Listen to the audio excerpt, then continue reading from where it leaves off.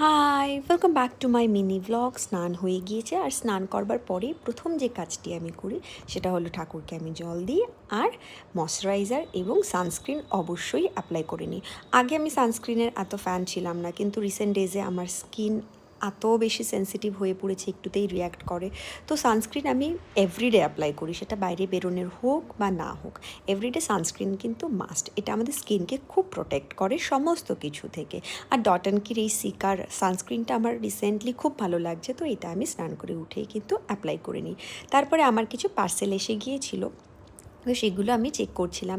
এই মিনি বে বলে, আমি এটা ফেসবুক স্ক্রল করতে করতে এটা আমি দেখেছিলাম যে এখানে সব আইফোনের সিলিকন কভারগুলো।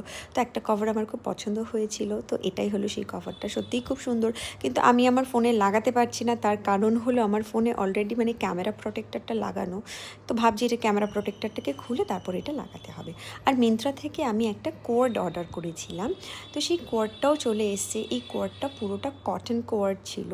এটার ব্র্যান্ডটা বোধহয় সাঙ্গারি বা এরকম কিছু একটা ছিল, ব্র্যান্ড নেমটা আমি ভুলে গিয়েছি। তো এটা হচ্ছে সেই কোয়ার্ডটা। খুবই খুবই খুবই কমফোর্টেবল, পিওর কটন এটা। আর কোয়ার্ডটা হাতে পেয়ে সেটা আমি ট্রাইও করে নিলাম। তো চলো, এটা খুব সুন্দর ফিটিংস এসছে, খুবই কমফোর্টেবল, এত ভালো লাগছিলো। এটা আমি মিন্ত্রা থেকে নিয়েছি, আর প্রোডাক্ট লিঙ্কটা আমি ডেসক্রিপশানে দিয়ে দেবো। এটা হচ্ছে সাঙ্গেরিয়ার কোয়ার্ড সেট, পিওর কটন। টাটা।